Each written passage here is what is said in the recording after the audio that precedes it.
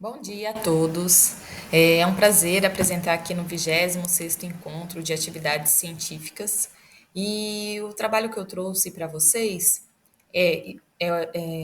o título é Estudo in vitro da contaminação microbiológica em alinhadores ortodônticos e brackets metálicos.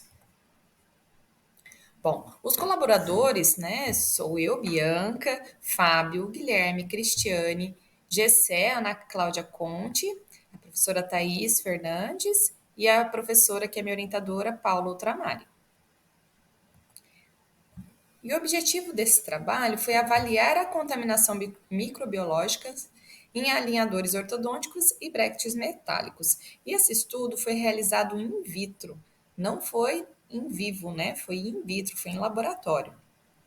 Então, a metodologia que nós utilizamos as duas amostras, né, que são os alinhadores e os brackets metálicos.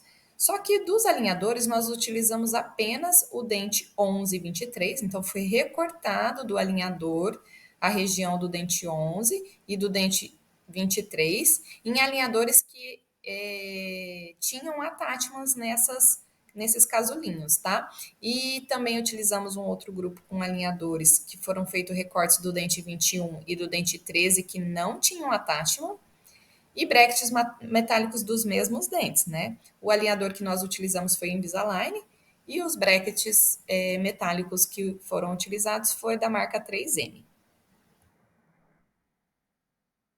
Bom, então, aquela nossa amostra foi separada e separadamente foi feito o preparo da cultura bacteriana, né? Porque nós queríamos ver como que era o comportamento microbiológico nas amostras. Então, para o preparo da cultura bacteriana, nós usamos cepas de Streptococcus mutans e o meio de cultura utilizado para o crescimento bacteriano foi o BHI, que é o Brian Hurt Infusion Agar.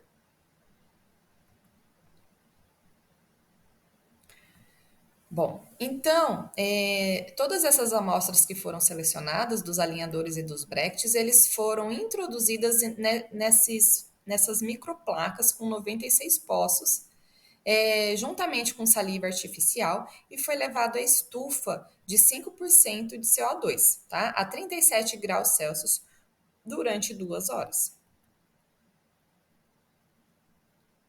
Após isso, logo após, né, a saliva foi retirada, foi removida e foi inserido 150 microlitros dessa cultura bacteriana que nós preparamos em cada poço. E novamente foi levado em estufa. Só que dessa vez por 4 horas para fazer o ensaio de adesão e depois por 48 horas para fazer o ensaio de biofilme. Então, após cada um desses períodos, as espécies foram removidas dos poços.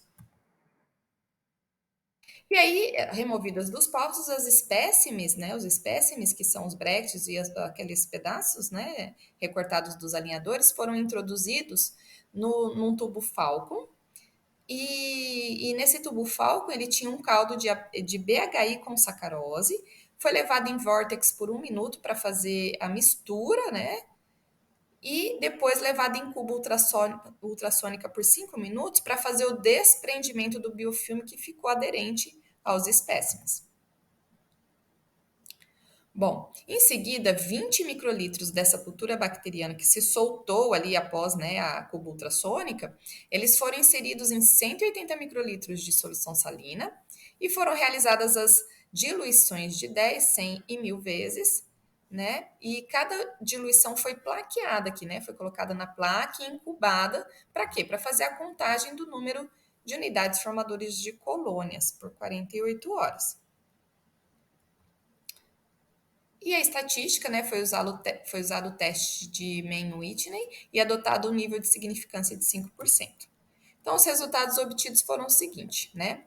Esse gráfico, o primeiro, mostra a média de quantidade de unidade formadora de colônia para os alinhadores e brackets em 4 horas. Observem que em 4 horas, os alinhadores, que são os azulzinhos, tá vendo? Eles cresceram muito mais bactérias do que os brackets. Porém, após 48 horas, que é esse bracket, nós já observamos que o crescimento bacteriano foi igual nos dois grupos. Ou seja, em 4 horas, que era um biofilme maduro, era um biofilme pouco formado, né, teve uma grande diferença. E após 48 horas que o biofilme já ficou maduro, não houve diferença nenhuma. Então, a conclusão, né, ambos os materiais utilizados, tanto alinhadores e bracts, eles apresentaram a mesma concentração de biofilme em 48 horas. Né? Então, portanto, o tipo de material ele não interfere no aumento de micro-organismos. A adesão de biofilme maduro ela não está ligada ao material utilizado, mas sim à periodicidade de higienização do paciente. Então, dessa forma, recomenda-se que os pacientes aumentem a periodicidade de higienização oral no decorrer da sua rotina alimentar e no decorrer do seu tratamento ortodôntico. Essas foram as referências e muito obrigada.